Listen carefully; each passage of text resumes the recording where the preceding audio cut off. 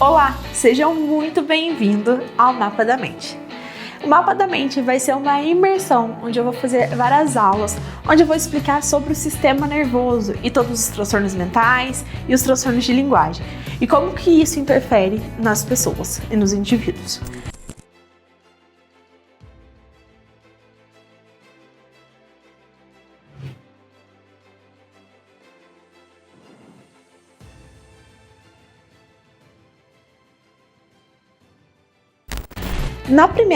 Nessa primeira aula, além de te explicar sobre a neurociência, eu também quero te conhecer. Então eu vou contar um pouquinho da minha história, eu vou te falar um pouquinho como que eu cheguei até aqui e por que eu tô falando pra vocês sobre neurociência, mas eu também quero te conhecer. Então se você depois tiver à vontade, se sentir à vontade e quiser me contar um pouquinho da sua história aí nos comentários, eu vou ficar muito feliz de te conhecer. Tirar um pouco essa imagem da câmera e aproximar um pouquinho a gente, além do mais, vai ser várias aulas.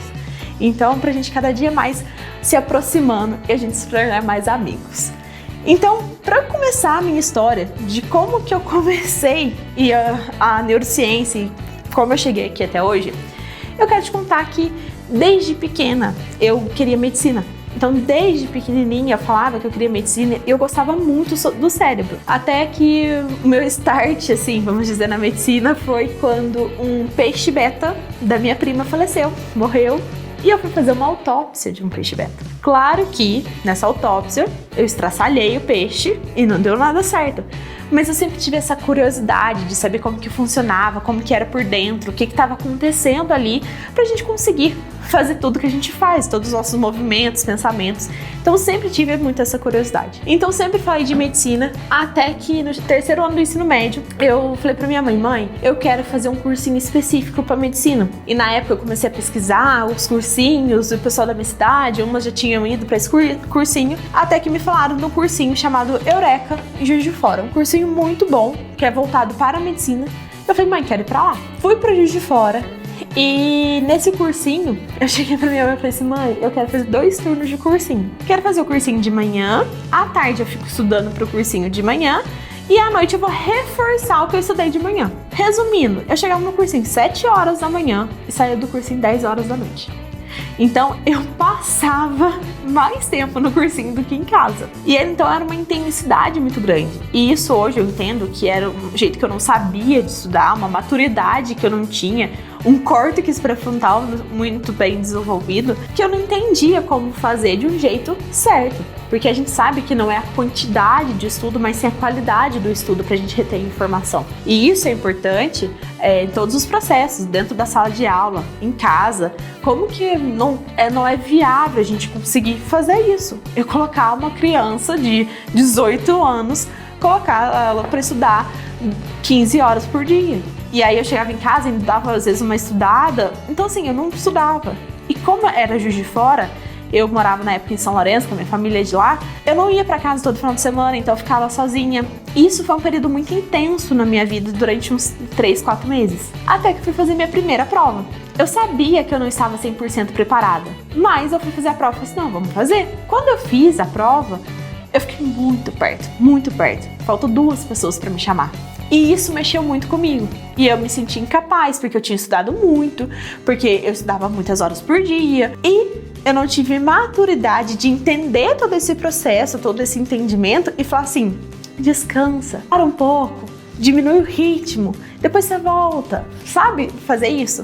E foi a partir daí que hoje em dia eu falo muito da minha frase, que aprenda a descansar, nunca desistir. Porque se na época eu tivesse aprendido a descansar, eu já tinha passado umas etapas mais fáceis da minha vida. E não, eu desisti da medicina. Cheguei pra minha mãe, não é isso que eu quero pra minha vida, eu achei que era isso, mas não é isso, não quero mais, não quero medicina e pronto. A minha mãe falou, tudo bem, voltei pra São Lourenço e fiquei trabalhando com a minha mãe no salão assim, de vez em quando, vou te ajudar. Até que chegou no final do ano, eles falaram pro meu pai, que minha mãe falou pra mim, e aí, o que você vai fazer? Você vai fazer o que da sua vida? Foi que na época, o meu pai sempre teve construtora, o meu marido, na época, meu namorado, fazia engenharia civil, o meu irmão fazia engenharia civil. E aí eu falei assim, vou para engenharia civil. Sempre gostei de matemática, sempre fui bem em matemática, fui para engenharia civil. Quando eu fui para engenharia civil, eu gostava da engenharia civil, me dava muito bem na engenharia civil, dei aulas, dei monitorias, dava aula particular, gostava. Mas sabe aquela sensação de assim, eu não me vejo trabalhando com isso? Não é isso que eu sonhei para minha vida? Eu saía da engenharia civil, chegava em casa, eu ia assistir cirurgia. Eu punha no YouTube cirurgia, eu punha na televisão canais que passavam sobre medicina, eu punha série para assistir. Então eu não me sentia completa. Isso foi na minha cabeça por muito tempo. Até que eu fiquei grávida no final da engenharia civil. E aí eu falei assim, meu sonho de medicina, como que eu vou fazer medicina casada grávida? Não, ou com filho. Acabou, porque na minha cidade não tem medicina, então eu teria que ir para outra cidade. Então, falei assim, acabou meu sonho de medicina. Isso foi do segundo, faltando 2 anos, 1 ano e meio para acabar minha faculdade de engenharia civil. Só que, faltando 6 meses para acabar a engenharia civil, eu tive um câncer de boca. E esse câncer de boca foi muito um divisor de águas da minha vida. Por mais que foi um câncer tranquilo para mim, eu não tive que fazer quimioterapia nem rádio, mas eu passei por 2 cirurgias e é um baque. Minha filha tinha 6 meses de idade, eu tinha acabado de casar, corria muitos riscos de eu perder a minha arcada dentária. Então, eu tive um câncer de boca e quando eu falei pro médico, eu falei assim, o que aconteceu? Eu nunca fumei, o que tá acontecendo? Aí ele até brincou, meu oncologista brincou, seu anjinho dormiu. Porque não era um câncer comum pra minha idade e sem eu ter os fatores de risco. Só que na época eu comecei a ter uma outra visão da vida. E aí a visão que eu tive foi o seguinte, se eu morresse hoje, se esse câncer me levasse hoje, eu morreria realizada, ou pelo menos tentando correr atrás dos meus sonhos para eu ser realizada, ou eu morreria incompleta. Apesar de maiores meus sonhos da minha vida, que era casar e ter filho, ter a minha família, já tinha se realizado, mas eu não estava completa. A minha área pessoal estava lindo, mas a minha área profissional não estava muito boa. E aí foi quando eu falei pro meu marido, eu falei assim, olha, eu refleti sobre a minha vida e eu percebi que não é isso que eu quero pra minha vida. Eu não quero trabalhar com engenharia civil, não é uma coisa que eu me vejo trabalhando, que eu tô feliz trabalhando. E eu queria correr atrás do meu sonho. E ele falou assim, corre, vai, estuda. Se você passar, a gente dá um jeito, a gente vê o que a gente faz na nossa vida, a gente muda de cidade, a gente dá um jeito pra você fazer. E meu marido sempre me apoiou muito em todas essas decisões, quando se refere assim, vamos correr atrás de um sonho. A gente sempre se apoiou muito nisso. E foi quando eu falei assim, tá, mas agora eu faço engenharia de manhã, eu tenho uma filha pra olhar, como que eu vou estudar? Não tinha como eu fazer um cursinho presencial. Eu falei, tudo bem, vou começar a ver cursinho online. E comecei a ver cursinhos online, só que o horário que eu tinha pra eu estudar era de madrugada. Por quê? De manhã eu fazia engenharia civil, à tarde eu olhava a minha filha, meu marido chegava em casa 7, 8 horas da noite, aí que eu ia começar a estudar, jantava e ia começar a estudar. Não é o ideal, mas era o que era possível pra mim na época. E isso foi o que era possível. E foi aí que quando eu aprendi a estudar. A engenharia me deu muito raciocínio, que foi essencial para minha vida. Agradeço muito a engenharia por isso. Eu gostava, mas eu agradeço demais a engenharia. E ela me deu um start muito grande na minha vida de aprender a estudar. E quando eu começava a dar aula particular, dava monitoria, eu entendia também como que eu conseguia passar isso de uma forma que as pessoas entendiam. Então eu tive que aprender a fazer isso. Então, quando eu fui estudar pro cursinho pra medicina, eu sabia como que eu tinha que fazer para que desse certo. Depois de 4 meses que eu tava estudando em casa, fazendo cursinho, eu falei pro meu marido assim, eu queria fazer uma prova teste. Tudo bem por você?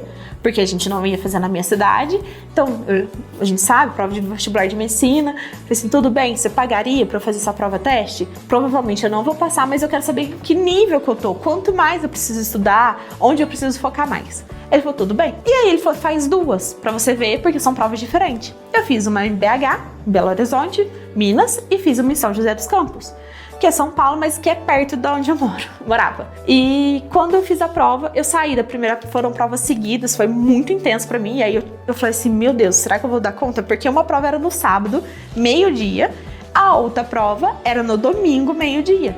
Então, e a prova acabava 6 horas da tarde, 6, 7 horas. Eu fui pra BH, que dá umas 6 horas de viagem da minha casa. Eu fui pra Belo Horizonte, fiz a prova meio-dia, e à noite, terminei a prova, varei à noite voltando pra São José dos Campos, que aí dava quase 10, 12 horas. fui para São José dos Campos.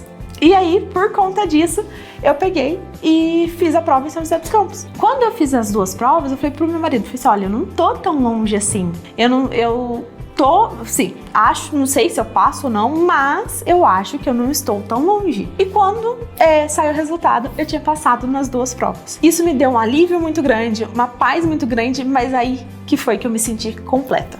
Eu falei assim, nossa, agora sim. Agora eu me senti muito realizada. E quando eu entrei na medicina, a primeira matéria que eu tive, a primeira aula que eu tive na medicina foi falando sobre o sistema nervoso, sobre os neurônios. E essa primeira aula foi tão boa pra mim, e aí eu falei assim, é neurologia que eu quero. Achei a minha área na vida. Apesar que na medicina eu ficava tentando achar outras áreas, eu falei, não posso só focar nisso, eu tenho que abrir os horizontes, porque vai que eu tô só focada nisso e tô perdendo outras oportunidades, tô vendo, não tô deixando me permitir ter outras oportunidades. Eu falei, não, eu vou pra GO, ginecologia obstetrícia, e aí eu fiz plantão em GO, fiquei um tempão já, falei, não é isso. Eu vou pra cirurgia, fiquei fazendo férias, 2 meses de férias, eu fiquei 100% na cirurgia, 100% no centro cirúrgico, amo centro cirúrgico, adoro centro cirúrgico, gostei, mas eu falava assim, não é isso. Até que eu fui fazer um estágio em neurologia.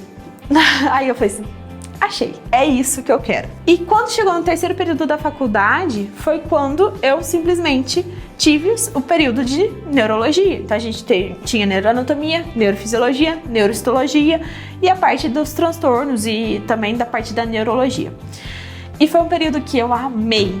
E como eu já tinha aprendido a estudar na engenharia, eu comecei a fazer materiais, então resumo das aulas. Então eu fiz o de neuroanatomia, fiz o de neurofisiologia, fiz a parte da neuropatologia, da neurologia e montei um material para mim.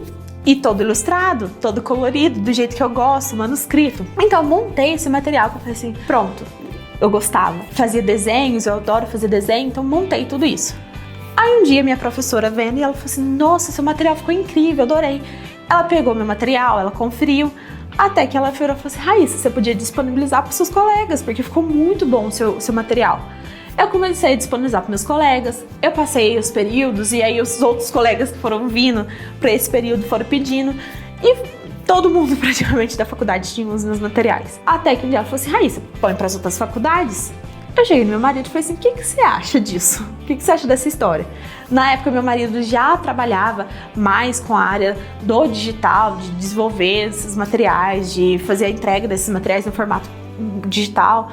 Aí ele falou assim, nossa, é uma ótima ideia, vamos fazer isso.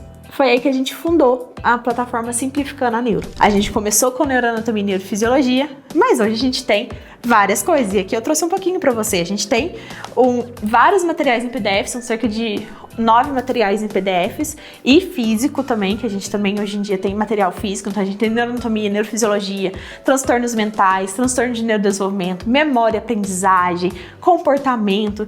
Então tem vários materiais em PDF e físico. Nós temos o curso Neurociência Funcional, que é um curso onde eu tenho videoaulas, mas também eu tenho material de apoio em PDF, são aulas mensais novas sempre, então é um curso que está sempre se atualizando. Eu tenho os meus materiais em feltro, onde tem pra gente decorar e tanto pra gente explicar sobre isso. Então temos os neurônios, temos o cérebro. Então hoje a plataforma Simplificando a Neuro é uma plataforma muito completa que fala sobre neurologia, neurociência, neuroanatomia e neurofisiologia. E quando a gente fala sobre neurociência, eu quero trazer para vocês um outro tipo de conhecimento. Quando a gente se fala muito de neurociência, a gente se baseia muito na neurociência comportamental e na neurociência cognitiva. Então a gente se baseia como se a gente pensasse assim, numa pirâmide, num triângulo. É como se a neurociência comportamental e cognitiva, ela estivesse aqui no topo. É como se fosse o final da linha. Quando a gente pensa na patologia, nos transtornos mentais, no transtorno de neurodesenvolvimento, nos transtornos de linguagem, é como se fosse o topo da minha pirâmide. Mas, para eu chegar nesse topo, eu tenho um caminho a percorrer.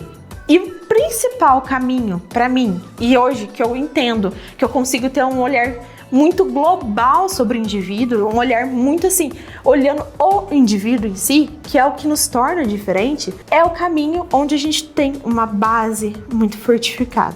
Porque o que acontece muito? O que nos torna indivíduos são as experiências, são os pensamentos, são as nossas vivências, as nossas memórias. Isso daí é o que nos torna indivíduo. As experiências que eu tive, o ambiente que eu convivi, as memórias que eu tive, as crenças que eu tenho são diferentes da sua. E provavelmente a gente é muito diferente em várias áreas da nossa vida. Isso tudo é por conta de todo esse processo de experiência, comportamentos e tudo isso. E isso nos torna indivíduo. Então, eu sou muito diferente de você. E não tem como eu padronizar um tratamento, uma intervenção e sinais e sintomas para todo mundo. Não tem como. Porque cada pessoa pode apresentar um tipo de comportamento, cada pessoa pode apresentar um tipo de sintoma, mesmo que a patologia seja a mesma. Porque todo o ambiente que ele convive, todas as memórias que ele traz, todos os comportamentos que ele traz é diferente. Então todo esse processo é muito importante. Então quando a gente fala de entender o indivíduo, nós temos que entender o quê? Entender como que seria um sistema nervoso, um corpo humano, se ele fosse normal, de todo mundo idêntico. Ok. Agora deixa eu entender como que é essa pessoa, esse paciente, este aluno. Deixa eu entender quais são as peculiaridades dele. O sono, a alimentação, o ambiente que ele vive, as experiências que ele teve, o que torna ele diferente dos outros? Ok. E agora, por que tá acontecendo essa patologia? Então vamos dar um exemplo. Depressão. Nós sabemos que depressão pode ter falta de neurotransmissores, pode ter a parte das enzimas que estão agindo inadequadamente, mas pode ser por conta de um hipotireoidismo. O hipotireoidismo pode causar depressão. Então, às vezes a pessoa vem pra gente com depressão e aí a gente não pede nenhum exame de sangue, a gente não pesquisa nada diferente e ela tá com deficiência hormonal. E não adianta eu fazer 20 mil terapias, não adianta eu dar 10 milhões de medicamentos se eu não tratar a base, a causa do problema. E aí eu só vou entender a base e a causa do problema se eu entender tudo que acontece dentro do corpo dessa pessoa. E quando eu falo tudo que acontece no corpo dessa pessoa, não é entender todos os órgãos, não. Mas se eu entender a patologia, as bases neurobiológicas da patologia, aí sim eu consigo entender o que pode estar interferindo. E, inclusive, fazer intervenções melhores. Se eu sei que a acetilcolina é liberada na parte de muscular, de movimentação, da nossa parte muscular. Como que eu estimulo o meu raciocínio? A minha memória que também precisa da acetilcolina para ser liberada, para ser memorizada. Entendeu? Que a gente vai falar disso mais pra frente. Mas eu preciso entender os mecanismos. O sono é onde a gente vai ter a nossa memória para longo prazo, a nossa consolidação da memória. E aí se eu pego um casal onde o filho, um casal de músicos, os pais são músicos e o filho acompanha eles pela estrada, porque não tem com quem deixar. O casal, eles fazem música, a maioria dos shows são à noite. Consequentemente, a criança dorme muito mais tarde. Porque às vezes a criança tá ali agitada, não vai dormir. Então a criança dorme mais tarde. Se ela dorme mais tarde, ela avançou o ciclo circadiano dela. Se ela avançou o ciclo circadiano, ela não liberou melatonina adequadamente. Não liberou melatonina adequadamente, não teve o processo de consolidação de memória adequado. E aí, como que vai ser o processo de aprendizagem dessa pessoa? É justo eu comparar essa criança com uma outra criança que dorme o horário certinho, dorme cedo, acorda cedo, tem um sono reparador, dorme muito bem a noite inteira? Não tem como. Então, e aí eu tenho que fazer um tratamento. Eu vou falar pros pais assim, olha, vocês abandonam o filho de vocês, deixam com alguém e pronto, ou vocês trocam a profissão. Não tem como. Então, por isso eu tenho que ter um olhar individual. Eu tenho que olhar pra ele e falar assim, tudo bem, eu sei que esse sono não vai ser reparador, eu sei que isso, mas vamos pensar em estratégias pra gente melhorar isso daqui? Vamos pensar como que a gente pode adequar a essa família? Isso é muito importante a gente fazer. E isso a gente precisa da base. Então eu trouxe uma frase aqui, que eu uso muito essa frase, onde é impossível você ser especialista em qualquer área da sua vida se você não dominar a base. Por quê? Se você está construindo um prédio, vamos pensar lá no Burj Khalifa, lá de Dubai, maior prédio do mundo. O prédio é muito alto. Mas não adianta eu ter altura, não adianta eu colocar o melhor revestimento, não adianta eu colocar nada se eu não fortalecer a base do prédio, o prédio vai cair. É só a gente pensar na Torre de Pisa. Por que ela caiu? Porque a base não estava adequada. não estava adequada com o tipo de solo adequado. Então, se eu tenho variáveis no tipo de solo, eu não posso fazer a mesma base para todo mundo. Eu não posso agir como se todos os prédios vão ser construídos igual. Por exemplo, aqui do lado do meu escritório, onde eu tô gravando o estúdio, tem uma construção de um prédio. E estão quebrando, porque eu moro aqui do lado também, tem uma pedreira embaixo do prédio. É muita pedra. E eles estão quebrando essa pedra para conseguir construir o prédio.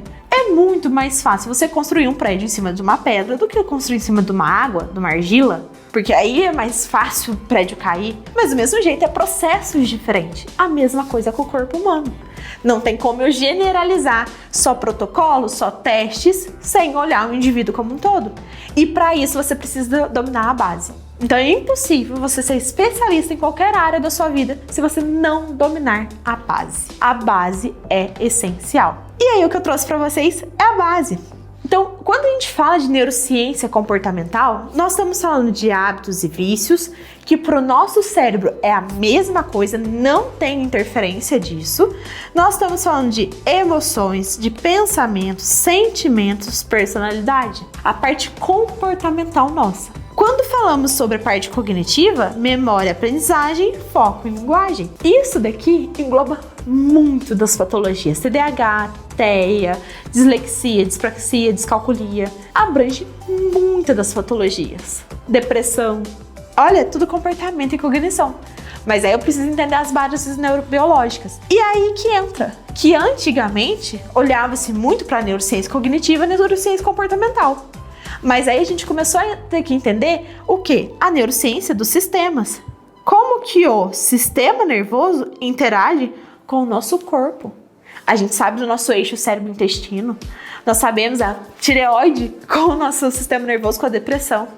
Então, como que o nosso sistema nervoso interage com o corpo? Isso significa que eu preciso saber todos os órgãos do meu corpo? Não. Se você entender como o sistema nervoso vai interagir, como os neurotransmissores agem no nosso corpo, como que a microbiota intestinal age no nosso sistema nervoso, você vai entender esse processo. Mas é como se a gente fosse dar um zoom. Tudo bem, mas e aí? O que mais que eu preciso entender? A neurociência celular. Aqui eu trouxe o nosso neurônio, mas a gente vai ver que nós temos outro grande grupo de células, mas a gente precisa entender por que o nosso neurônio é a única célula excitável do nosso sistema nervoso. Qual é a diferença do nosso neurônio? E aí, se a gente olhar mais a fundo o nosso neurônio, dar um zoom maior ainda, o que vai acontecer? A neurociência molecular, como é a membrana do nosso neurônio. E é isso que a gente vai ver hoje. Hoje a gente vai começar por neurociência molecular e celular, e nas próximas aulas a gente vai entrar nos sistemas, cognitiva e comportamental. Quando a gente fala sobre sistema nervoso, nós temos a divisão. Nosso sistema nervoso central, que é tudo que está dentro da nossa calota craniana e da nossa medula espinhal. Então isso daqui é o nosso sistema nervoso central. E o nosso sistema nervoso periférico, que é o sistema nervoso que vai estar relacionado com o nosso meio externo e interno. Tudo que interage com o meio externo e meio interno. E quando nós falamos sobre as células, os componentes do nosso sistema nervoso, nós temos divisão de dois grandes grupos de células. Os neurônios e a neuróglia. Os neurônios são as células excitáveis do nosso corpo. E ele é dividido em corpo celular, dendrito e axônio. A gente vai ver mais detalhadamente para frente. Já a neuróglia, ela é dividida em sistema nervoso central e sistema nervoso periférico. O sistema nervoso central, nós temos os astrócitos, que são células de suporte e sustentação. Eles que vão manter a nossa arquitetura cerebral. Os neurônios é onde eles têm que estar. E eles que vão dar sustentação e suporte, nutrição para o nosso neurônio. Nós temos os oligodendrócitos, que são as células mielinizantes no sistema nervoso central. São as células que vão ser responsáveis por formar a bainha de mielina. Nós temos as micróglias, que são as células do sistema imune. E nós temos o epêndima, ou as células ependimárias, que vai ser responsável por fazer o líquido cefalorraquidiano, o líquor. Já no nosso sistema nervoso periférico, nós temos as nossas células de Schwann, que são as células mielinizantes, porém no sistema nervoso periférico, e as nossas células satélites, que vão dar suporte e nutrição. Quando a gente fala sobre neurônios, eu falo para vocês assim, nós temos cerca de 86 bilhões de neurônios, mas quando a gente vai ver o desenvolvimento do cérebro da criança, nós vamos ver que as crianças nascem com cerca de 100 bilhões de neurônios. Porém, esses neurônios, eles não são conectados. Eles não estão conectados. Isso porque as crianças não sabem falar, engatinhar, a andar, a correr, a chorar, a andar de bicicleta. Isso vai acontecer no aprendizado em torno da vida. Então elas têm 100 bilhões de neurônios, porém esses neurônios não fazem sinapse entre si. E ela vai aprendendo a fazer essas sinapses de acordo com o que vai passando o tempo. Então o que acontece? Quando a gente olha assim, desde o nascimento até 2 anos de vida da criança, a gente vai vendo, ó, que os neurônios, eles fazem muito mais sinapses. Só que, Raíssa, você acabou de falar que eles têm 100 bilhões de neurônios. A gente tem 86 bilhões de neurônios. Como assim? Por que a gente perde neurônio? A gente perde neurônio porque é essencial a gente perder neurônio para a gente ficar mais rápido. Essa poda neural que acontece é tudo para deixar nosso cérebro mais saudável. Imagina o nosso cérebro, que já tem 86 bilhões de neurônios, ter que ter energia, neurotransmissor, para mais 14 bilhões. É muito desgastante para o nosso cérebro. Então, o nosso cérebro, primeiro, ele gosta de ser preguiçoso. Ele vai fazer o que for preciso para economizar energia, para ele não gastar energia. Então, o nosso cérebro tem um dilema. O que não é usado é descartado. Se eu tenho uma rede, e aqui vamos desenhar, se eu tenho uma rede do ponto A para o ponto B e uma outra rede que tem ponto C até o ponto D, vamos supor, eu uso muito essa rede, C pro D. E eu uso, só que eu uso assim, mas de vez em quando A pro B. Qual caminho você acha que vai ficar mais forte? O C pro D? Com o tempo, a partir do momento que eu vou parando de usar essa rede aqui, o que o meu cérebro faz? Ele simplesmente descarta essa linha. É a poda neural. O que não está sendo usado vai ser descartado. Não sei se vocês já viram aquele filme Divertidamente, onde as memórias ficam todas naquelas bolinhas lá e umas bolinhas começam a ficar cinza, que ela para de ser recordadas. E aí vem aqueles carinhas, eu fiz até um post sobre isso, e vão recolhendo essas bolinhas que estão cinzas e jogam pro vale do esquecimento. Quando essas bolinhas vão pro vale do esquecimento, é como se fosse a nossa poda neural. Já era, perdi aquela conexão. Então, quanto mais forte é a conexão, mais fácil, mais memorizada é.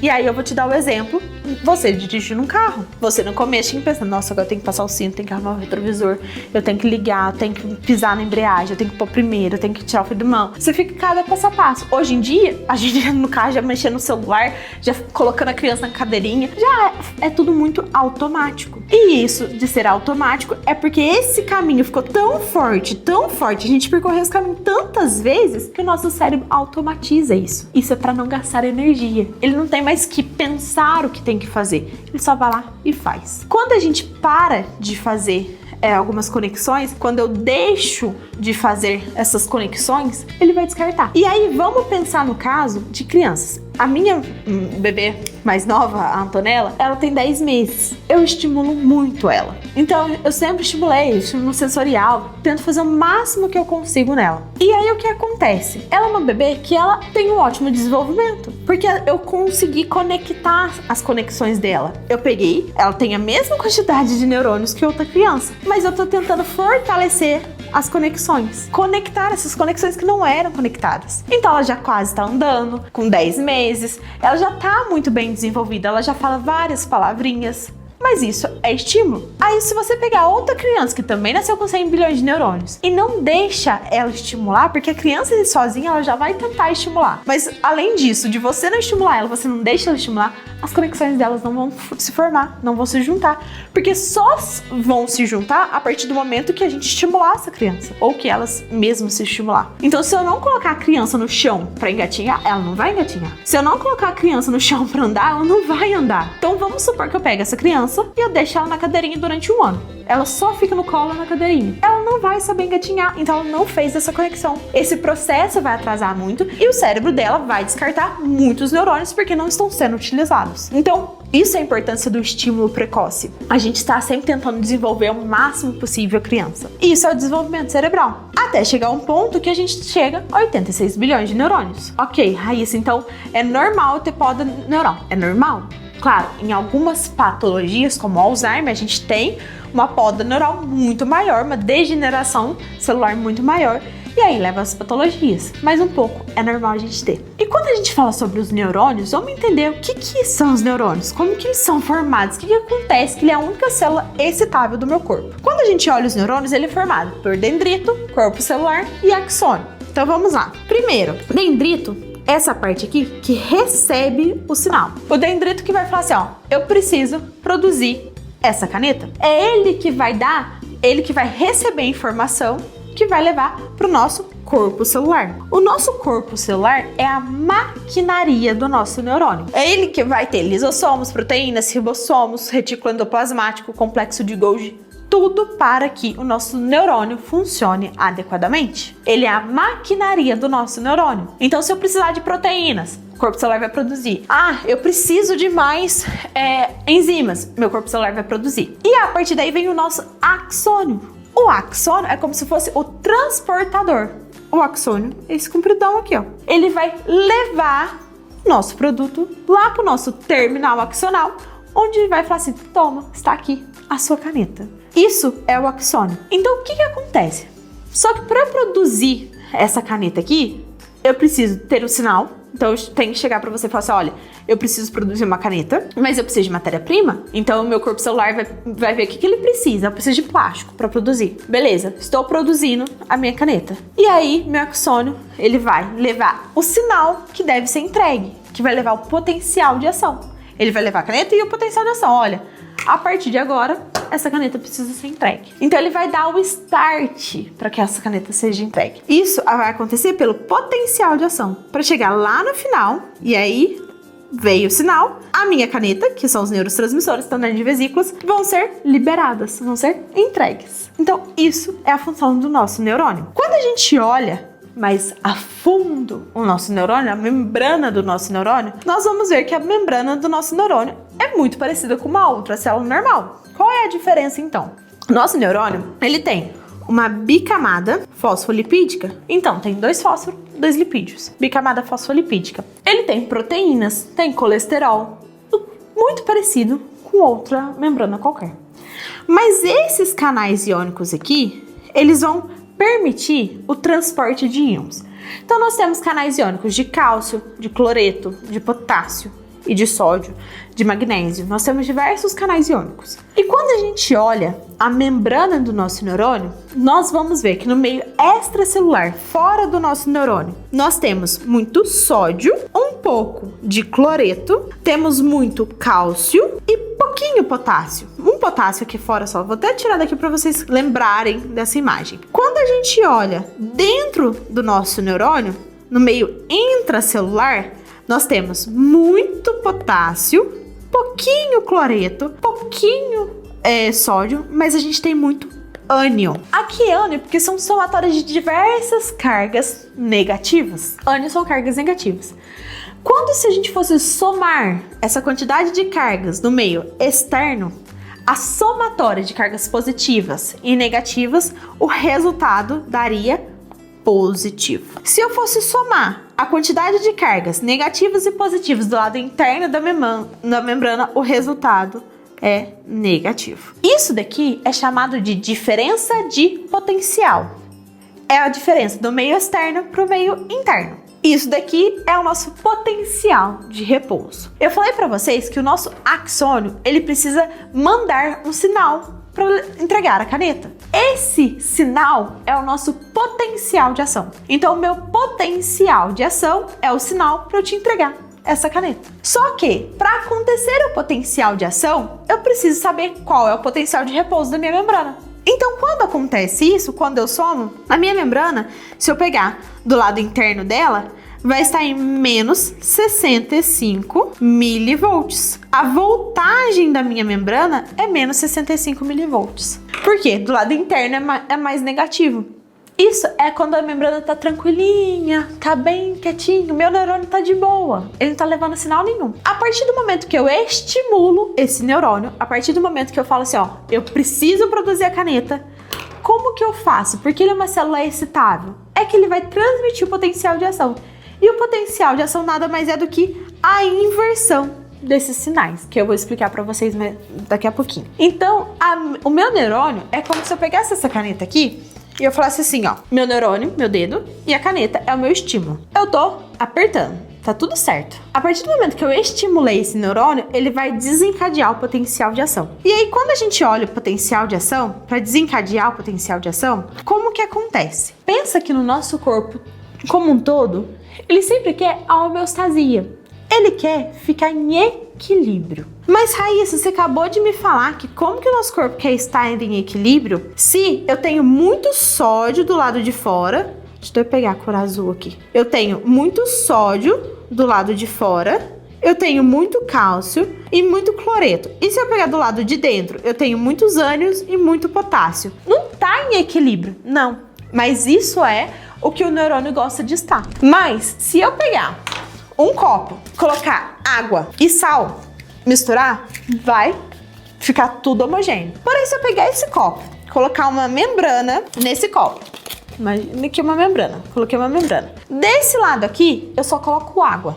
Desse lado aqui, eu só coloco sal. E essa membrana não deixa passar íons, porque a membrana do nosso neurônio não permite a passagem de íons. Os íons só passam pelo nosso canal iônico. Os íons só têm a permissão de passar na nossa membrana pelo canal iônico. Então, se eu pegar, tem essa membrana, eu tenho água do lado de cá e sal do lado de cá, tudo bem? Vai ficar tudo certo? A minha membrana não tá deixando passar água, não tá deixando passar sal. Porém, se eu estimulo essa membrana, se eu falar assim, olha, eu preciso que você faça alguma coisa, é como se essa membrana fizesse vários furinhos dentro dela, que são os nossos canais. E eu vou falar assim, ó, por esse furinho aqui, que eu acabei de fazer, só passa o sal. Por esse outro furinho, só passa a água. Esse furinho é o meu canal iônico.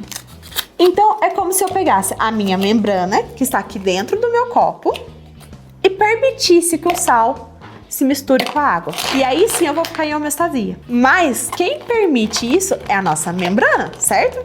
Então vamos entender isso daqui com calma. Aqui nós temos o nosso potencial de repouso.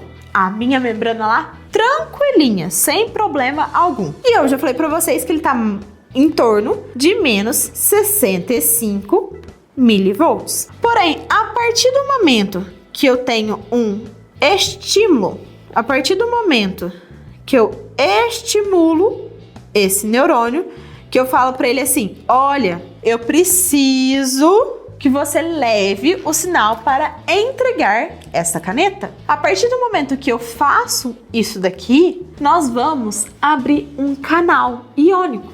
Nós vamos abrir um canal iônico que permite a passagem de um único íon. O canal iônico que ele abre é o de sódio. Então, olha aqui. Os canais iônicos todos fechadinhos, quietinhos, tudo certo. A partir do momento eu tenho muito sódio do lado de fora, muito potássio do lado de dentro, tudo certo. Se eu abrir um canal de sódio, que só permite a passagem de sódio, e eu falei para vocês que o nosso corpo, que o nosso neurônio, que a mania nossa é homeostasia, é equilíbrio, se eu permitir que o sódio possa andar livremente por esse canal iônico, qual é a tendência do sódio? Se eu tenho muito sódio do lado de fora, a tendência do meu sódio é ele entrar, porque para manter o equilíbrio. Então vamos supor que eu tenho 100 sódios do lado de fora e 10 do lado de dentro. Qual é a tendência do meu neurônio? Manter esse equilíbrio. Ele quer deixar 55 sódios do lado de fora e 55 sódios do lado de dentro. Só que quando eu abro esse canal de sódio, sódio é carga o quê? Positiva. Na+. Ele é carga positiva. E eu falei para vocês que a nossa membrana estava em menos 65 milivolts. Então, quando eu começo a estimular esse neurônio, até um certo ponto, ele suporta. Então, até um certo ponto, ele vai deixando entrar um pouquinho de sódio. Deixa eu pegar até outra cor. Ele vai deixando entrar um pouquinho de sódio, um pouquinho de sódio. Só que chega uma hora que tá doendo, não tá confortável mais. Se não tá mais confortável, é como se fosse o nosso limiar de disparo. É o limite que o nosso neurônio aguenta ser estimulado. Porque a partir desse momento que atingiu esse limite, ele fala assim, pronto, já me estressei e agora eu vou liberar todos os canais de sódio. Pode entrar sódio à vontade. Cansei. ele permite que abra todos os canais de sódio. Sódio sendo uma carga positiva, a tendência do sódio é deixar essa membrana do meu neurônio cada vez mais positiva. Então, o meu neurônio vai ficando cada vez mais positivo. Porém, o meu neurônio, ele tem um limite. É como se ele suportasse ficar positivo até um certo ponto, que é chamado nosso pico de ultrapassagem. Mas 35 milivolts, ele fala assim, não, já fiquei positivo demais. Eu quero voltar pro meu padrão, que é menos 65 milivolts. Ele fecha todos os canais de sódio, e aí ele fala assim, como que eu volto a ser negativo? Eu tô com muita carga positiva dentro, eu tenho duas alternativas. Ou eu retiro carga positiva, ou eu coloco carga negativa. Mas lembra que eu mostrei pra vocês aqui que o nosso neurônio, por dentro, já tem muito ânion? Então, se eu abrir um canal que permite que os ânions que são negativos circulem livremente, a tendência do ânion é sair, vai sair mais carga negativa, vai ficar cada vez mais positivo. Então, como que eu fico mais negativo? Eu tirando carga positiva, que nesse caso eu vou retirar o meu potássio, porque eu tenho muito potássio dentro. Se eu continuar com um canal de sódio, eu vou permitir entrada de sódio. Outro ânion que eu tenho muito dentro e pouco fora é o meu potássio. Aí, o que eu faço? Pego, abro um canal de potássio. O potássio vai sair carga positiva e eu vou voltar a ser negativo. A membrana, quando ela está em repouso, ela é chamada de membrana polarizada. É o nome que ela é chamada. Quando ela começa a ficar positiva, ela é chamada de despolarizada, despolarização. A partir do momento que a gente abre os canais de potássio e ela fica cada vez mais negativa, é chamada de repolarizada ou repolarização. Só que as nossas membranas do nosso neurônio, eles têm muito mais canais de potássio do que de sódio. Então, quando ela abre os canais de potássio, muito mais potássio sai do que entra. E aí entra um período que a gente chama um período de hiperpolarização, que é esse período aqui, onde a membrana fica mais negativa do que o normal. Então, olha lá, vai ficar em torno de menos 80 milivolts. Raíssa, é um erro do nosso cérebro isso? Ficar mais negativo do que ela gostaria? Não. Essa hiperpolarização é extremamente importante para que não permita a gente ter estímulos e potenciais de ações repetidos, muito sequenciais. Então, imagina o seguinte, vamos fazer uma conta básica aqui. A minha membrana, quando tá aqui na despolarização, no potencial de repouso, ela tá em menos 65 milivolts. Para ela chegar nesse limiar de disparo aqui, ó, que é o ponto onde eu abro todos os meus canais de sódio, vamos colocar em torno de menos 50 milivolts. É como se o meu neurônio, para ele fazer a força para estimular, eu precisava de 15 milivolts de força. Agora vamos pensar na hiperpolarização. Se eu tô aqui na hiperpolarização, a minha membrana estava em menos 80 milivolts. E o meu limiar de disparo, vamos colocar menos 50 milivolts. Então eu tenho que fazer uma força 2 vezes maior para estimular esse neurônio novamente. Então, o que acontece? Não é ideal eu ter potenciais de ações repetidos, porque isso dá uma fadiga neuronal.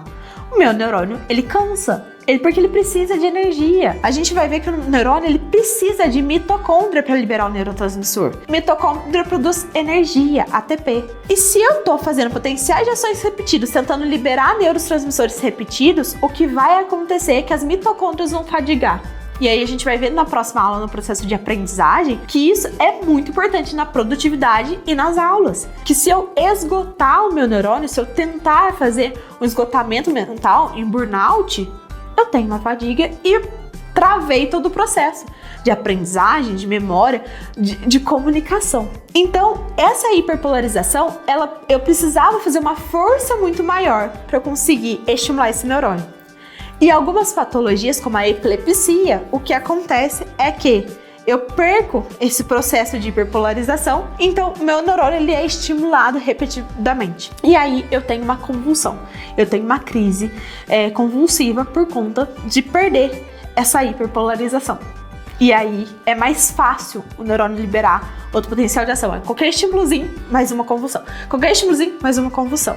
Porque ele não tem essa hiperpolarização. Então essa hiperpolarização não é um erro do nosso cérebro, é uma proteção para o meu neurônio não fadigar por conta de potenciais de ações repetidos. Então isso é muito importante. Tudo bem, Raíssa, mas e aí? Como que ele volta para o potencial de repouso normal? Nós temos uma bomba. A bomba sódio-potássio ATPase. Essa bomba de sódio-potássio ATPase, ela vai regular a quantidade de sódio e de potássio dentro e fora do nosso neurônio, voltando para o potencial de repouso dele, que é onde ele gosta de ficar. E aí ele pode ter um outro potencial de ação e continuar normalmente. Então, todo esse processo aqui que eu tô mostrando para vocês é por quê? Porque para acontecer a liberação do neurotransmissor, nós precisamos de potencial de ação. Então, olha aqui esse neurônio. Eu trouxe o neurônio mielinizado.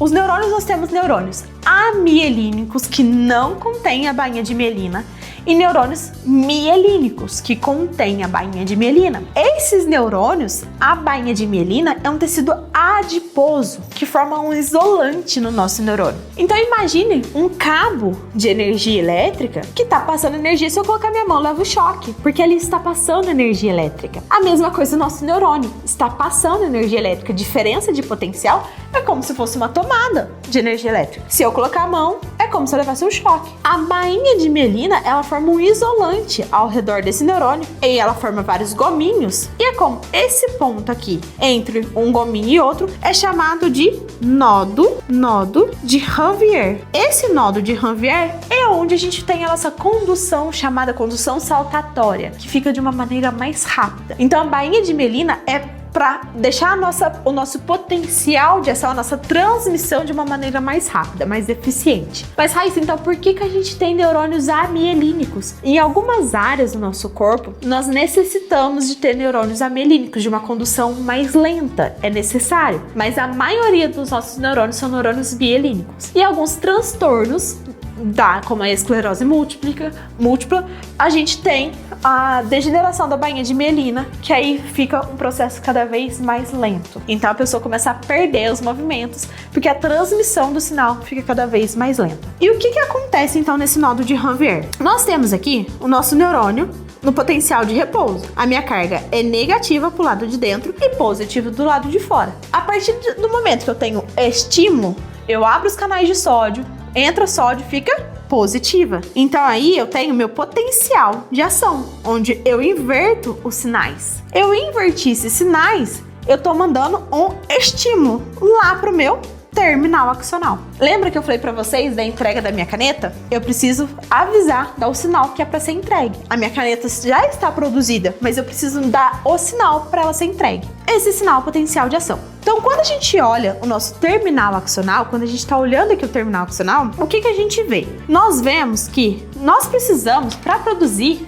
essa caneta, eu preciso de vários precursores. Para produzir uma molécula de dopamina, que vai ser o neurotransmissor que vai ser liberado, por exemplo, eu preciso de precursores da dopamina. Eu não tenho dopamina ali pronta, 100% pronta. Por exemplo, um dos precursores da dopamina é a tirosina. A tirosina, ela é um dos precursores da dopamina. E aí o que acontece é que eu preciso do meu plástico da minha caneta para eu produzir a caneta. Ok, meu precursor, eu capturei meu precursor, foi lá e produziu a caneta. Essa caneta, ela vai estar empacotada, vai estar certinho dentro da caixa, pronta para ser entregue. Mas ela fica ali paradinha. A partir do momento que vem o meu sinal, que é o meu potencial de ação, que é o que eu acabei de explicar para vocês, então eu venho a despolarização da minha membrana. Aqui na minha membrana, lembra que eu falei para vocês que eu tenho vários tipos de canais? Canais de sódio, de cálcio, de potássio, de cloreto, de magnésio. Eu tenho vários tipos de canais. Um dos canais que eu tenho aqui no meu terminal axonal é o canal de cálcio voltagem dependente. O que isso significa? Ele fica fechado até alterar a voltagem da nossa membrana,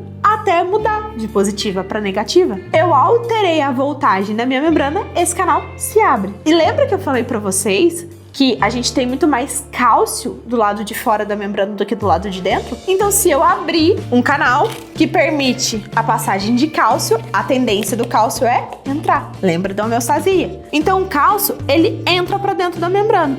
Quando o cálcio entra para dentro da membrana, ele estimula esses neurotransmissores que estão aqui empacotados em vesícula a serem englobados na nossa membrana e ser liberados na nossa fenda sináptica. Beleza, meu neurotransmissor está ali na fenda sináptica, esperando o que vai acontecer.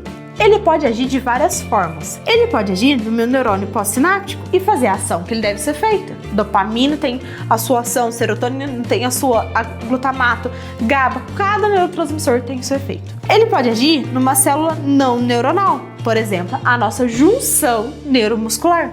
Na nossa junção neuromuscular, a acetilcolina é o neurotransmissor que é liberado. E aí ela vai promover a contração muscular. Então, é o neurotransmissor que vai ser liberado. A acetilcolina, ela fica agindo ali na junção neuromuscular, porém, nós temos uma outra coisa que pode acontecer, que nós temos algumas enzimas que são responsáveis por degradar esses neurotransmissores. Por exemplo, a acetilcolinesterase. Essa enzima, ela vai ser responsável por degradar a acetilcolina ali, parar de agir a acetilcolina naquela junção neuromuscular, por exemplo, ou naquele neurônio pós-sináptico. Ela degrada a acetilcolina. Esse neurotransmissor também ele pode agir no neurônio pré-sináptico, como se fosse um feedback. Por exemplo, tem muito neurotransmissor sobrando ali. No meu neurônio pré-sináptico tem um receptor que ele vai se conectar e falar assim, ó, para de produzir, não precisa mais não, tá sobrando aqui embaixo, não precisa. Mas esse neurônio também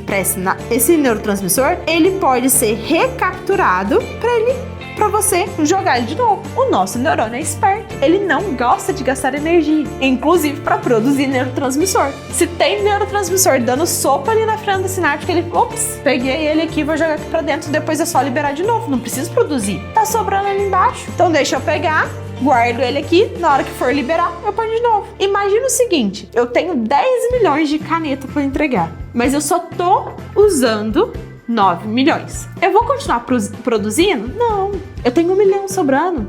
Aí, imagina eu ficar produzindo mais 10 milhões cada vez, não precisa. Eu tenho sobrando, eu pego de volta e vou lá, tá ali guardado. Você não joga fora. Entendeu? O nosso cérebro não joga fora. Ele vai simplesmente falar assim, não, já tenho de estoque 1 milhão aqui, tá tudo certo. Então ele pode recapturar isso. E aí, Raíssa, você fala assim, Raíssa, tá, pra que você tá me explicando todo esse processo de neurotransmissão, de neurotransmissores? Por quê? É aqui nesse processo, é aqui que a gente consegue fazer muita intervenção e que a gente usa muito medicamento. Por exemplo, eu não falei pra vocês que a acetilcolina é um neurotransmissor e que a gente tem uma enzima que é a acetilcolinesterase, que é responsável por degradar a acetilcolina. Então é como se ela cortasse o efeito da acetilcolina. Se ela corta o efeito da acetilcolina, se eu tiver um medicamento, a acetilcolina, ela também é utilizada na memória e na aprendizagem, no processo de memória e aprendizagem. Se eu tiver um medicamento que ele inibe, então vamos colocar aqui, ó, acetilcolinesterase.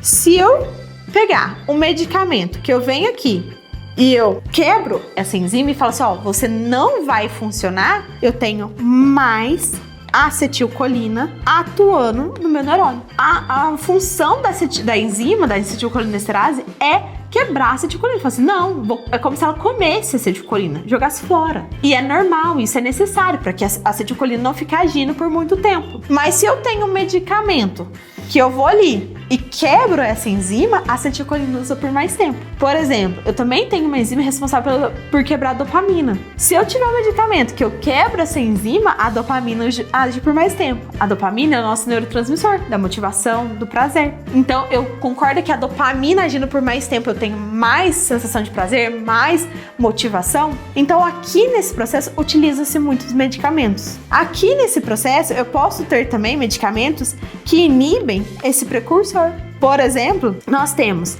vamos supor, no nosso ciclo circadiano, nós precisamos liberar melatonina. Mas cafeína, açúcar, tudo isso inibe a produção de melatonina. Então, sono, alimentação, vai estar tudo relacionado. Porque se eu tomar cafeína 9 horas à noite, eu vou inibir o meu precursor da melatonina. Eu não consigo produzir melatonina o suficiente. Não consigo produzir melatonina o suficiente, não tenho um sono adequado. Não tenho um sono adequado, meu processo de memória e aprendizagem fica todo defasado. Porque a consolidação da minha memória é durante o sono. Transtornos mentais, vamos pensar em transtornos mentais. A depressão pode ser por falta de serotonina. Por que tá tendo falta de serotonina? Será que tá faltando precursor de serotonina? Será que a minha enzima que degrada a serotonina tá mais assim, forte? Será que os receptores aqui, deixa eu apagar aqui para mostrar para vocês. No meu neurônio pós-sináptico, vamos supor que esse é o neurônio pós-sináptico, eu tenho vários receptores para os meus neurotransmissores.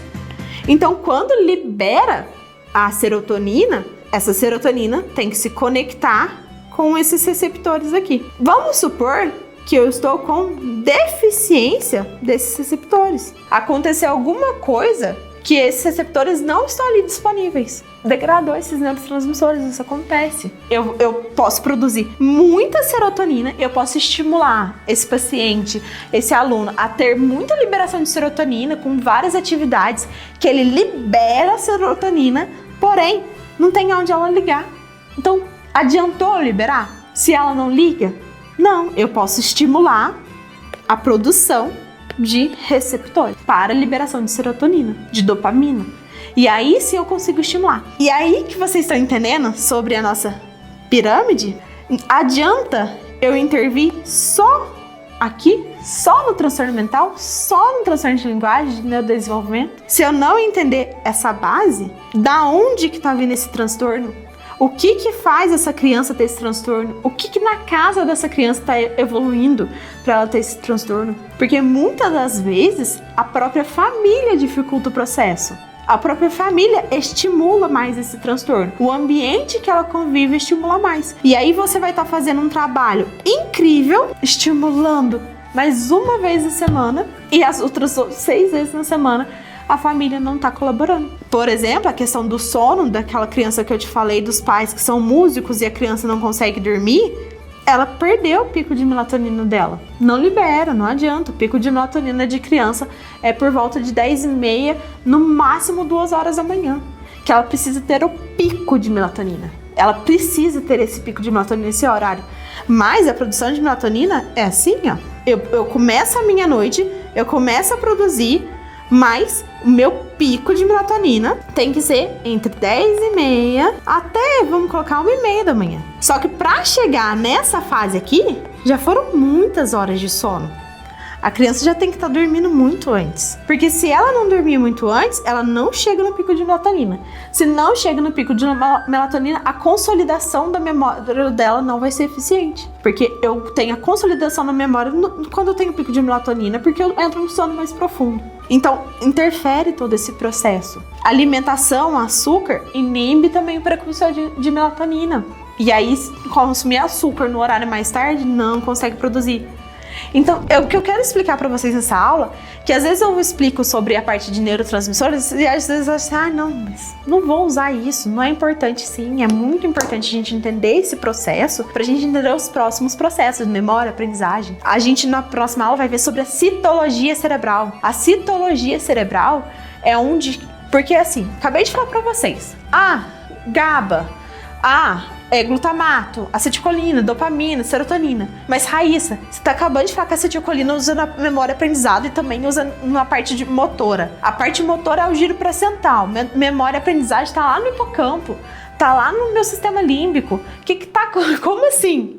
Porque nós temos uma citologia cerebral. Nós temos neurônios dopaminérgicos, serotoninérgicos, acetilcolinérgicos, nós temos GABAérgicos, glutamargicos. São neurônios que vão estar distribuídos em todo o nosso córtex e cada área do nosso córtex tem a predominância de um tipo de neurônio. Então temos áreas que estão relacionadas com temos mais neurônios dopaminérgicos. Outra área, os colinérgicos. Outra área, o GABAérgico. Então, dependendo da área, nós vamos conseguir conectar e falar assim, se eu liberar a dopamina, vai agir em toda essa área, todas as áreas que liberam a dopamina. Então, não é uma coisa específica, não, é todas as áreas. Se eu liberei dopamina, é no meu cérebro inteiro. Ele não vai determinar assim, vai ser só aqui. E se eu entender a citologia cerebral, a histologia cerebral, e onde tem esse tipo de neurônio, aí sim eu consigo entender o corpo do meu paciente como um todo. Nas próximas aulas, nós vamos falar sobre transtornos mentais e transtornos de linguagem. E aí a gente vai fechar esse conhecimento e terminar a nossa pirâmide nessa imersão Mapa da Mente. Espero que vocês tenham gostado dessa aula. Deixe os comentários da aula aqui embaixo. Me conte um pouquinho sobre você e o que te trouxe nessa imersão. E te espero nas próximas aulas. Um grande beijo!